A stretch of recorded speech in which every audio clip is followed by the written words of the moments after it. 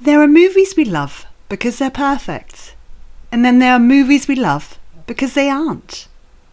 But they remind us of who we are, where we came from, and what we hold dear. For me, that movie is Elvis Presley's Clambake. It's not his most famous film. It's not even his most successful. But there's something about Clambake. The sound, the colour, the spirit of the 1960s that has always touched my heart in a way that few films ever have. Today I want to take you back to 1967 to talk about Clambake, Elvis, the world he was living in, and why this movie, this bright sunlit slice of cinematic joy, means so much to me.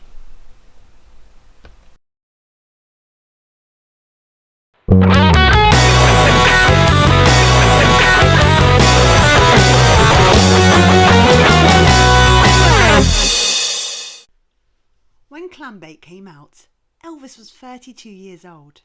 It was his 25th movie. Can you imagine? 25 films in less than a decade. The world was changing fast. The Beatles had taken over. The summer of love was in full bloom. And Elvis, the man who had revolutionized music a decade earlier, was caught somewhere between the rebellious rock and roll world he'd built and the Hollywood machine that had reshaped him. Clambake sits right in that tension. It's light-hearted, yes. A sun-soaked romantic comedy about mistaken identity, racing boats, and, well, clambakes. But beneath the surface, there's a quiet story about identity, about wanting to be seen for who you really are, not what the world thinks you should be. And maybe that's why I love it so much, because it's not just Elvis playing a character, it's Elvis wrestling with his own image. If you've never seen Clambake, here's the setup. Elvis plays Scott Haywood, the son of a wealthy oilman.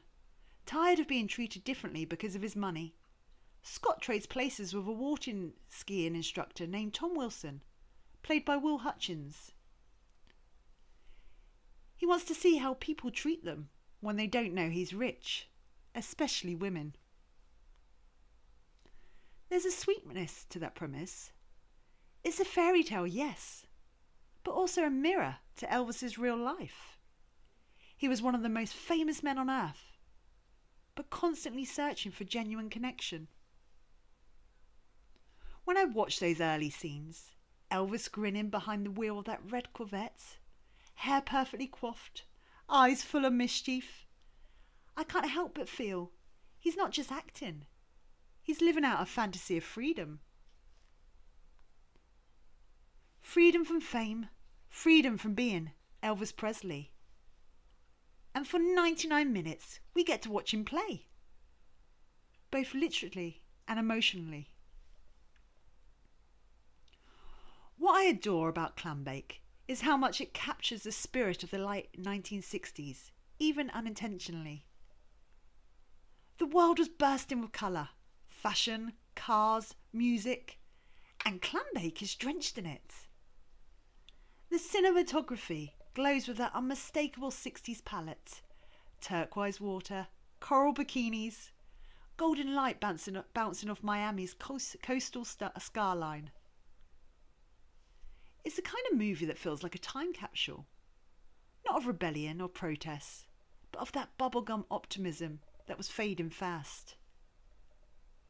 You can feel the innocence of the early 60s given away to something new. The world changing just beyond the edges of the frame.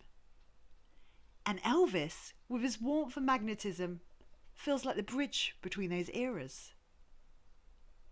When I watch Clambake, I see the last glimmer of that post-war American dream. The one that promised happiness through sunshine, music, and a convertible heading towards the beach. It's naive, yes, but it's beautiful. So let's talk about the music. Now, Clambake isn't filled with hits like Jailhouse Rock or Blue Hawaii, but it's songs. The Girl I Never Loved, A House That Had Everything, Confidence, for me, carry a special charm. They're more gentler, more reflective, more sincere. The Girl I Never Loved especially has always hit me hard. There's something raw in Elvis's delivery. Almost as if he's letting us glimpse his soul for a moment, before the studio polish kicks back in. I've replayed that song countless times, not just because it's beautiful, but because it feels honest. It's Elvis stripped of spectacle, whispering a truth only he could sing. And a house that has everything, that one feels poetic. Elvis was surrounded by fame, money, adoration, but beneath it, a longing for something real. That duality, joy and loneliness, light and shadow, that's what makes Clambake's soundtrack more than just a list of tunes. It's a quiet confession. It's easy for some to joke about Elvis's movie years, the plots, the songs, the tropical settings, but when you watch Clambake closely, you see a man doing a best with the material he's been given, and bringing a kind of heart few others could. He's funny, he's charming, he's alive. There's a particular scene. Elvis, disguised as Tom, talking to Shelley Fabray's character Diane about love and money. The way he lowers his voice, the tenderness in his eyes, is not the swaggering king of rock and roll. It's a man yearning to be known. Moments like that remind me why I never see Clambake as just a light Elvis film. It's a small but genuine expression of the man behind the myth. When I think about Clambake, I also think about what was happening outside the studio walls. By 1967, the counterculture was rising. Young people were questioning authority, breaking molds, demanding authenticity. And here was Elvis, the original rebel, trapped in movie contracts that no longer matched the times.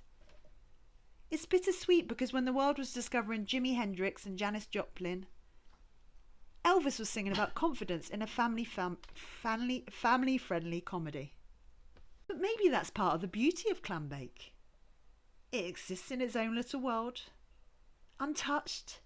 It's a reminder that joy still mattered, that not every story has to be radical to be meaningful. So why do I love Clambake? Because it's imperfect, gloriously, humanly imperfect. Because every frame feels like a postcard from a time that will never come again. Because every song reminds me that sincerity doesn't have to be fashionable, to be powerful. I love Clambake because it's Elvis being Elvis. Maybe not the rock god, maybe not the rebel, but the man who could light up a room just by smiling. And when I watch it, I feel connected, not just to him, but to the era, to the optimism, to the sense that life could be simple and beautiful and full of music. That's what Clambake is to me, a love letter to lost innocence, wrapped in sunshine and melody. Decades later, Clambake might not top any critics' list, but fans, real fans, still find it, still smile, still feel that spark. Maybe that's the real legacy of Elvis. No matter the film, the song, or the decade, he made people feel. And that's what art is supposed to do. When I revisit Clambake, I don't see flaws. I see heart. I see colour. I see a man doing his best to bring light into a world that was getting darker by the day. Elvis once said, "Values are like fingerprints. Nobody's are the same, but you leave them all over everything you do." And Clambake, for all its quirks and camp and charm, bears his fingerprints all over it. Every smile, every note, every flash of sincerity beneath the Hollywood gloss. So when I press play, when I see that opening shot of a red Corvette against a Florida sunrise, I feel like I'm right there. In a world where Elvis still believed that music and sunshine could change everything. And honestly, I believe it too. That's why I love Clambake. Not because it's perfect, but because it's Elvis. And that, to me, will always be enough.